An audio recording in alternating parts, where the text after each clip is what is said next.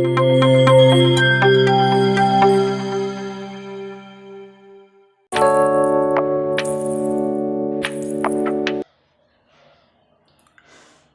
दोस्तों, और एक बार फिर स्वागत है आप सभी का स्टडी सपोर्ट 100 के इस यूट्यूब चैनल पर।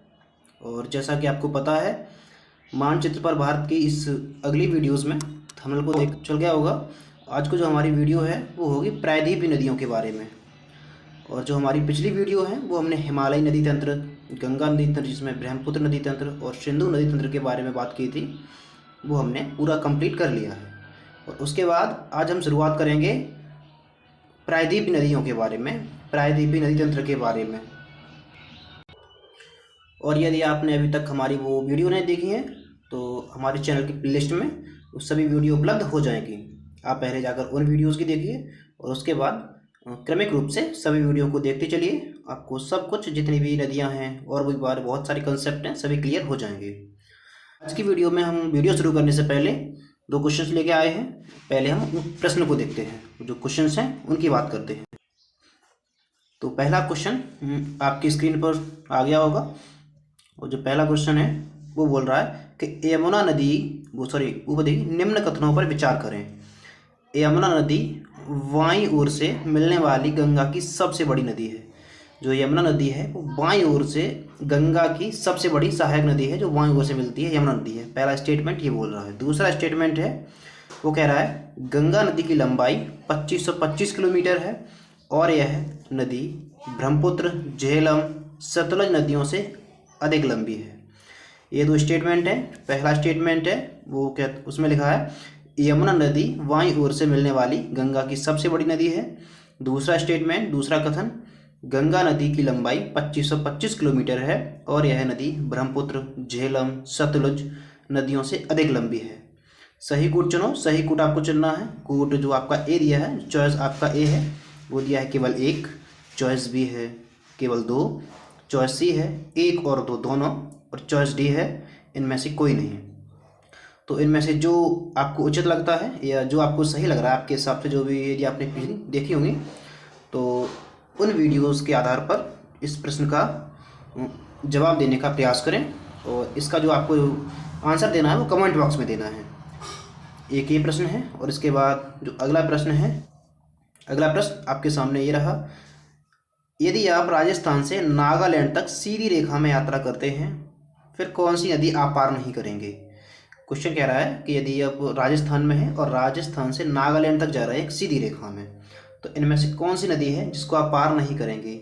ऑप्शन ए दिया है यमुना नदी, ऑप्शन बी दिया है सिंधु नदी, ऑप्शन सी दिया है ब्रह्मपुत्र नदी, और ऑप्शन डी दिया है गंगा नदी। इनमें से कौन सा उत्तर है आप कमेंट बॉक्स में दीजिए। दोनों प्रश्नों के उत्तर आप कमेंट बॉक्स में ही दीजिए। और इन प्रश्नों के जो उत्तर हैं कल की जो आने वाली वीडियोज़ हैं उनमें, आने वाली जो भी अगली वीडियो होगी उसमें आपको मिल जाएंगे। तो आज की हम क्लास स्टार्ट करते हैं। आज तो हम बात करेंगे प्रायद्वीपीय नदियों के बारे में।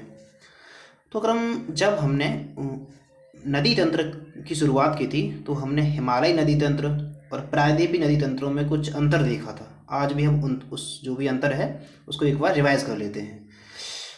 अगर हम प्रायद्वीपीय नदियों की बात करें तो ये नदियाँ अनुवर्ती नदियाँ होती हैं।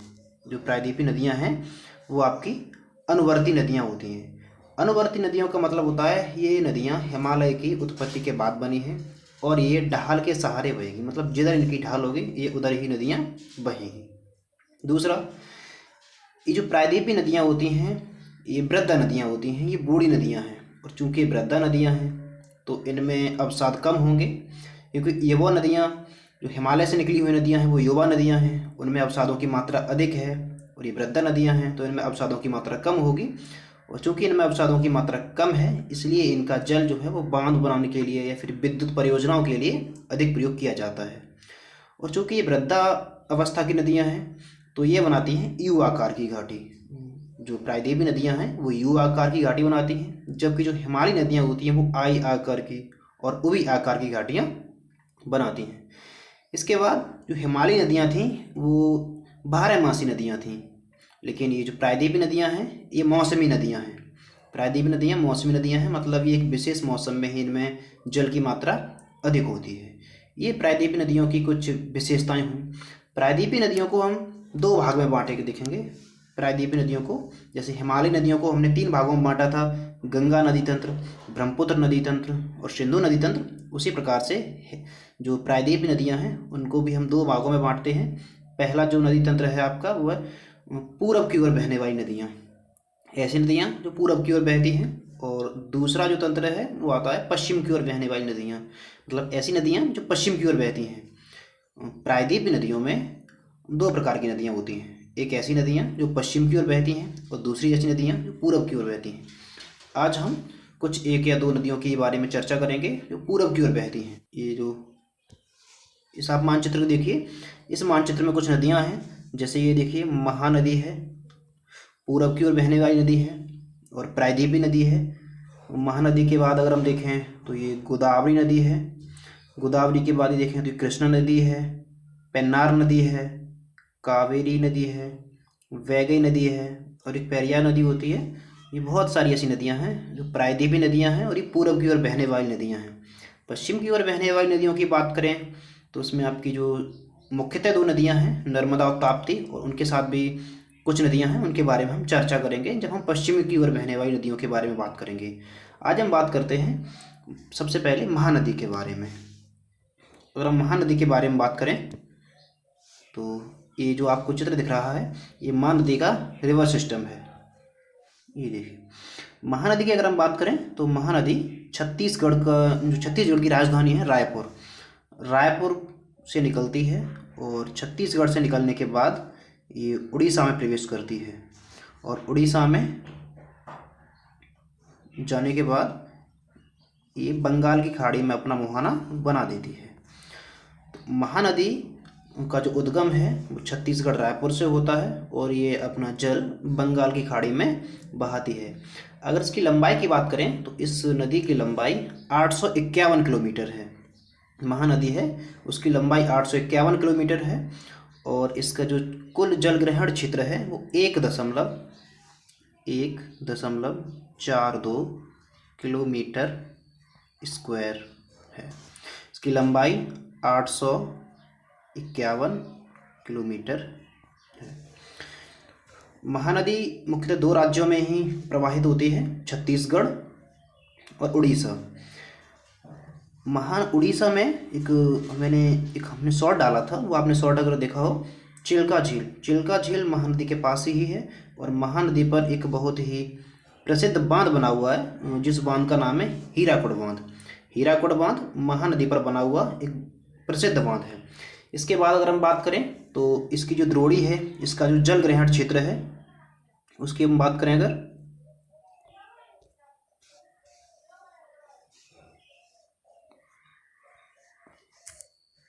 तो इसका जल ग्रहण क्षेत्र 53% मध्य प्रदेश और छत्तीसगढ़ में है।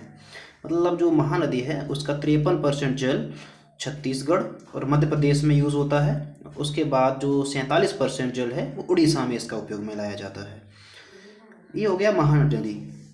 महानदी के बाद अगर हम अगली नदी की बात करें तो वो देखिए गोदावरी नदी की अगर हम बात करें तो आपकी गोदावरी नदी महाराष्ट्र में नासिक जिले से निकलती है। इसका उद्गम महाराष्ट्र में नासिक जिले से होता है और नासिक जिले से ये होती हुई महाराष्ट्र से होती हुई पूरब की ओर प्रवाहित होती है और ये भी बंगाल की खाड़ी में अपना मुहाना बनाती है। बंगाल की खाड़ी में ये मुहाना अपना बनाती है। और इस नदी की अगर लंबाई की बात करें तो इस नदी की लंबाई 1465 किलोमीटर है और गोदावरी नदी को दक्षिण की गंगा के नाम से जाना जाता है। गोदावरी नदी को दक्षिणी गंगा के नाम से जाना जाता ही है और ये जो नदी है 1465 किलोमीटर लंबी है और ये प्रायद्वीप की सबसे लंबी नदी है। महानदी प्रायद्वीप की सबसे लंबी नदी है। इसकी अगर हम सहायक नदियों की बात करें तो इनकी सहायक नदियों में आती है पैनगंगा,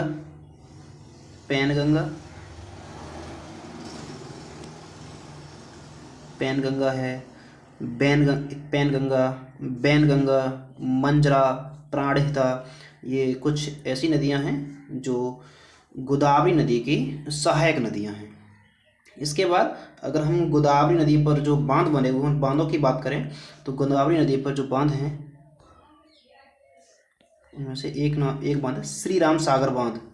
गोदावरी नदी पर श्री राम सागर बांध बना हुआ है और दूसरा बांध है जयकवाड़ी बांध। और भी बहुत बांध हैं पर ये दो मुख्यतः बांध हैं, एक श्री राम सागर बांध और दूसरा जयकवाड़ी बांध जो गोदावरी नदी पर बना हुआ है। इसके अगर हम जल ग्रहण क्षेत्र की बात करें तो इसका कुल जल ग्रहण क्षेत्र है 3.13 lakh kilometre square. 3.13 lakh kilometre square. जो अभी हमने कुछ देर पहले महानदी की बात की थी, वो महानदी में जो हमने आपको जल ग्रहण क्षेत्र बताया था 1.42 लाख किलोमीटर स्क्वायर है। ठीक है, अगर हमने गलती से वहाँ पर लाख नहीं बोला हो तो वो लाख किलोमीटर स्क्वायर है, एक बार आप देख लीजिए उसे। 1.42 लाख किलोमीटर स्क्वायर है महानदी का, और जो गोदावरी है उसका है 3.12 लाख किलोमीटर स्क्वायर उसका कुल जल ग्रहण क्षेत्र। इस जल ग्रहण क्षेत्र के बाद अगर हम इसकी बात करें कि इसका जल ग्रहण क्षेत्र किन किन राज्यों में कितना है, तो लगभग 49% इसका जल ग्रहण क्षेत्र है वो महाराष्ट्र कवर करता है। महाराष्ट्र में 49% इसका जल ग्रहण क्षेत्र। उसके बाद अगर हम बात करें तो 20% जल ग्रहण क्षेत्र इसका है मध्य प्रदेश और छत्तीसगढ़ में। मध्य प्रदेश और छत्तीसगढ़ में। और उसके बाद जो भी बाकी शेष जल ग्रहण क्षेत्र है वो आंध्र प्रदेश कवर करता है। तो आज की वीडियो में हमने ये दो नदियाँ कवर की हैं, गोदावरी नदी और महानदी। और इसी के साथ जो प्रायद्वीपी नदियाँ हैं उनकी कौन कौन सी विशेषताएं हो सकती हैं वो भी हमने देखी। और अगली जो भी नदियाँ होगी उनके बारे में हम आने वाली जो अगली वीडियोस हैं उनमें चर्चा करेंगे। आज की इस वीडियो में इतना ही। और यदि आपने अभी तक हमारे चैनल को सब्सक्राइब नहीं किया है तो चैनल को सब्सक्राइब कीजिए, और अगर वीडियो अच्छी लगे तो वीडियो को ज़्यादा से ज़्यादा शेयर कीजिए और वीडियो को लाइक कीजिए। धन्यवाद।